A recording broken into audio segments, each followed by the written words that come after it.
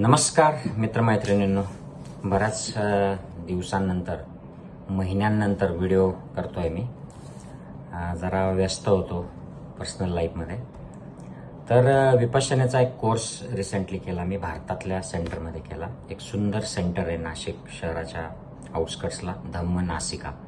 तर इथे 10 दिवसाचा एक कोर्स मी केला आणि मला खूप छान त्याचा अनुभव आला.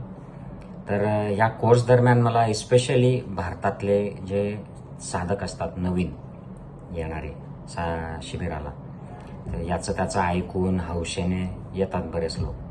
तर अशा साधकांसाठी काही 5 महत्त्वाचे जे मुद्दे आहेत की त्यांनी ते लक्षात ठेवले पाहिजेत, ते मी तुम्हाला यात सांगतो. आणि तुम्ही जो कोणी विचार करत असेल विपश्यनच्या शिबिराचा, त्यांना हे शेअर करा मुद्दे, म्हणजे त्यांना फायदा होईल. 10 दिवस जर आपण आयुष्यातले तिथे जाऊन घालवतो आहोत तर that should be investment, waste नाही व्हायला पाहिजे.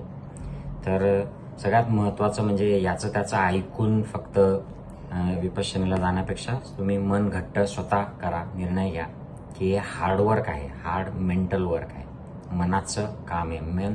मन आपल्याला कंट्रोलमध्ये आणायचं आहे आणि प्युरिफाय करायचं आहे, निगेटिव्हिटीज बाहेर काढायच्या आणि जेवढं शक्य होईल 10 दिवसात तेवढं काम करायचं आहे. तर या इराद्याने जायचं आणि तिथे एकदा तुम्ही गेलात, ॲडमिट झालात की तुम्ही या 5 चुका करायच्या नाहीत. कारण या 5 चुकांमुळे तुमचं डिस्ट्रॅक्शन होतं आणि मग तिथे साधना करायला, मेडिटेशन करायला अडचण होते. पहिली गोष्ट म्हणजे प्रत्येकाला जो जातो शिबिराला किंवा जाते, त्यांना असं वाटतं की अरे सुरुवातीला हार्ड मेंटल वर्क असतं की 1-2 दिवसात असं वाटतं की कुठं येऊन गेलो इकडे, हे किती टफ आहे. आपण काहीतरी बहाणा सांगू आणि निघून जायचं का, हे कधी संपेल आता, 10 दिवस कधी येतील.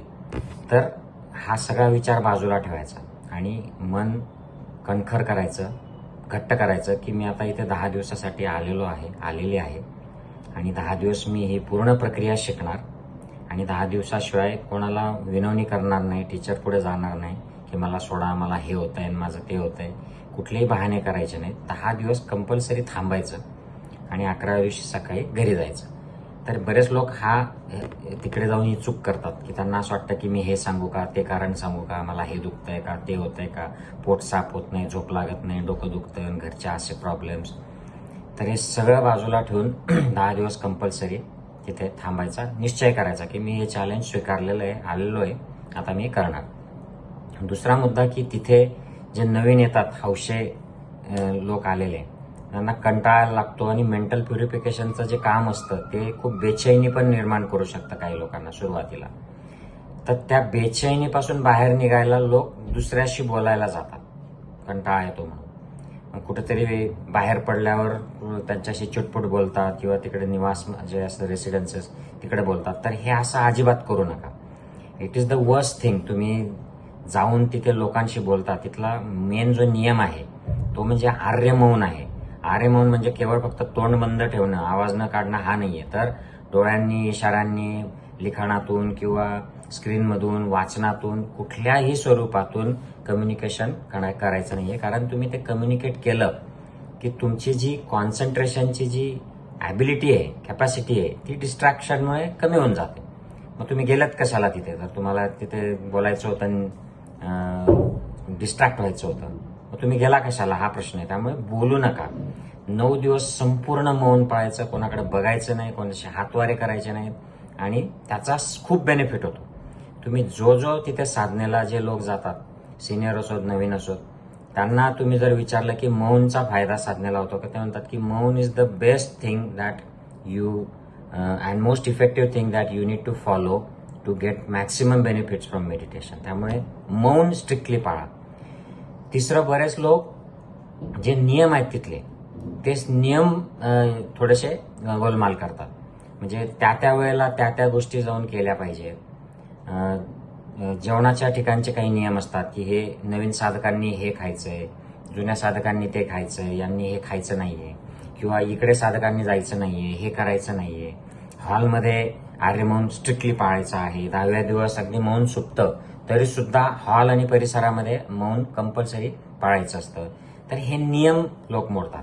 आणि तुम्ही जर नियम मोडायसाठी तिथे जात असाल तर तुम्ही तिथे मेंटल कंट्रोल, मेंटल प्युरिफिकेशनसाठी जे गेलेले आहात त्याला बाधा येते. म्हणून नियम पाळणं हा सुद्धा या प्रक्रियेचा भाग असतो की जे जसे नियम आहेत ते मी स्ट्रिक्ट पालन करणार आणि याचा मी दृढनिश्चय करणार. म्हणजे फॉर एक्झाम्पल तिथल्या बागेमध्ये एखादं फळ असेल, पेरू असेल, आंबा असेल, फार नसतात पण कुठल्या एखाद्या सेंटरमध्ये असेल तर ते जाऊन तोडणं, काहीतरी करणं, ह्या असल्या गोष्टी करायच्या नाहीयेत. कारण तिथल्या नियमामध्ये त्या बसत नाहीत. झाडांना हात लावणं, तिथले फुलं तोडणं, फळं तोडणं, तर हे नियम पाळणं देखील हा मेडिटेशनच्या डेव्हलपमेंटचा एक भाग असतो. त्यामुळे नियम पाळा. चौथा भाग म्हणजे टाइम मॅनेजमेंट. आता स्ट्रिक्टली सांगितलं जातं की साधनेच्या वेळात साधना करायची. ही झोपेची फायनल वेळ आहे. यावर लाईट बंद करून तुम्ही झोपलेले पाहिजे. इतक्या वाजता उठले पाहिजेत. ह्या वाजता हॉलमध्ये आले पाहिजेत. तर ह्या वेळा पूर्णपणे स्ट्रिक्टली पाळल्या पाहिजेत. नाहीतर काही लोक काय करतात की साधनेतनं ब्रेक घेतात आणि मध्ये जाऊन आपले कपडे धुतील किंवा मध्ये जाऊन काहीतरी थोडा झोप काढतील. तर ह्या असल्या गोष्टी करायच्या नाहीत. कारण आपण तिथल्या टाइम मॅनेजमेंट जर पाळलं तर त्याच्यातून आपल्याला मॅक्सिमम आउटपुट मिळतं. साधनेची जर वेळ आहे 6-4:30 वाजता हॉलमध्ये यायचं असतं, तर बरेचसे जे सिनियर साधक असतात ते 4 वाजता उठले, ब्रश केलं की हॉलमध्ये जाऊन बसतात. आणि काही लोक 4:30 वाजून जातात, त्याच्यानंतर मग हॉलमध्ये कधीतरी फिरकतात, लवकर उठून जातात. हे टायमिंगचे नियम आहेत. जेवणाची वेळ 11ची वेळ आहे, ते 11ला हॉलमधून साधना संपली, घंटा बेल झाली की मग बाहेर पडायचं. आधीच 10 मिनिटं आधी निघून जायचं आणि मग तर ह्या सगळ्या गोष्टीने तुमचं आउटपुट जे आहे ते कमी होणार त्या शिबिराचं. म्हणून टाइम मॅनेजमेंट, तंतोतंत साधनेच्या वेळा, सगळ्या वेळा पाळायच्या आणि त्याप्रमाणे आपलं रुटीन ठेवायचं. याचा साधनेचं सुद्धा बेनिफिट याच्याने वाढतं. आणि 5वी महत्वाची गोष्ट, तिथे खाण्याचे काही नियम असतात. नवीन साधकांना बऱ्यापैकी जेवायला सकाळी ब्रेकफास्ट आहे, लंच आहे आणि संध्याकाळी थोडं फळ वगैरे किंवा काय असा ब्रेकफास्ट असतो, चहा असतो. जुने जे साधक आहेत त्यांना संध्याकाळी निंबू पाणी फक्त असतं, बाकी सकाळ आणि दुपारी असतं. तर काही लोक मी बघतो की जेवायचं आहे, सकाळी ब्रेकफास्टला आले की खूप सारं जेवायला घेऊन टाकतात. म्हणजे ॲज इफ ते जेवण संपणार आहे, त्यांना दिवसभर आता काहीच मिळणार नाहीये, अशा ॲटिट्यूडने लंच एक्स्ट्रा काहीतरी खाऊन घेतात. काही लोक खूप कमी खातात की ॲज इफ ते तिथे डायटिंग करायला आलेत की काय. तर हे असं न करता बॅलन्स खायचं. तिथले जे टीचर्स असतात ते सांगतात की जेवण तुम्ही आवश्यक आहे तेवढं घ्या, जास्तही घेऊ नका कारण त्याच्याने सुस्ती येईल आणि साधना होणार नाही, आणि कमीही घेऊ नका कारण त्याच्याने विकनेस होईल आणि मग तुम्हाला त्याच्यात परत साधनेला बाधा होईल आणि तब्येत खराब होईल. त्यामुळे बॅलन्स करायचं. एका दिवशी आपल्याला वाटलं की अरे ती जी आपण एक एक्स्ट्रा पोळी घेतली तिची गरज नव्हती, सुस्ती आली, मग ती तुम्ही एक घेऊ नका. दुसऱ्या दिवशी एक्स्ट्रा राईस घेतला, एक्स्ट्रा काहीतरी घेतलं, तर हे आपण जज करायचं आणि आवश्यक तेवढंच खायचं. त्याच्याने साधनेमध्ये मदत होते, साधनेच्या कॉन्सन्ट्रेशनमध्ये मदत होतं. आय होप की हे 5 चुका नवीन साधक स्पेशली करतात, काही वेळा जुने साधक देखील करतात.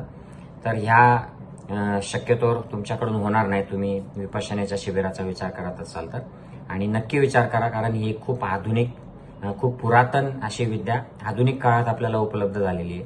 भगवान बुद्धाने ही शोधून काढली होती आणि ती खूप वर्ष 4-5 शतकं भारतामध्ये शुद्ध स्वरूपात राहिली. ती नंतर नाहीशी झाली आणि आता ब्रह्मदेशातून ती साधारणतः एक 50 वर्षापूर्वी पुन्हा भारतात आलेली आहे. तर तिचा सगळ्यांनी लाभ घ्या. चांगली हेल्थ असेपर्यंत जाऊन या आणि तुम्हाला जर ती आवडली तर मग तुम्ही कंटिन्यू करू शकता. Take care. Bye bye.